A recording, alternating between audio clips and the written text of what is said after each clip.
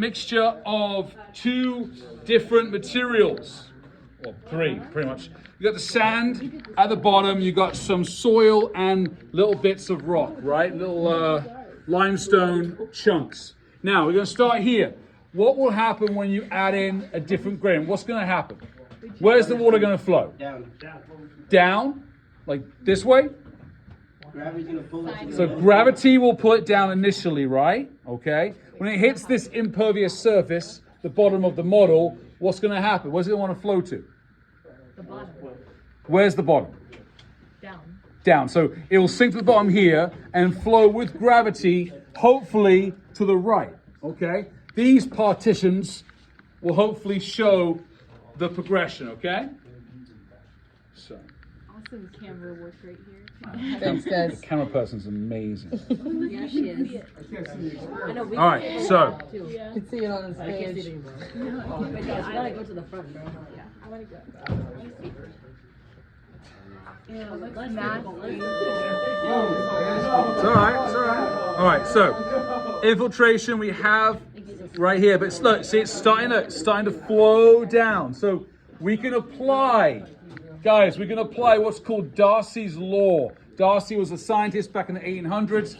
He basically figured out the speed of conductivity, the speed of flow through a semi-permeable membrane or material like soil, like rock, where it's going to flow. He actually calculated how fast the water's going to flow. Now, also we have some surface runoff, right? We have surface runoff.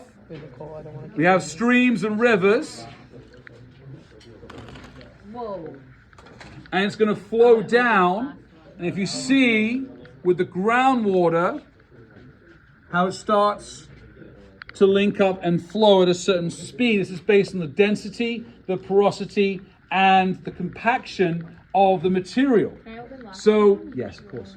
So if you want to work for a company doing construction, doing engineering, doing architecture, doing any kind of like construction, you have to account for the soil, the bedrock, the rock type, the conductivity, and how water is going to flow through, especially with tunnels, with infrastructure, with bridges, anything large. You're going to have to include this in your calculations and how water is going to flow through different areas. You want to build a housing community like we have in our town. You want to build roads, railways, anything, infrastructure. You can see how it's starting to flow and move with gravity. We still have some fully saturated areas right here where we have the base flow is coming above the surface, causing a lake to form.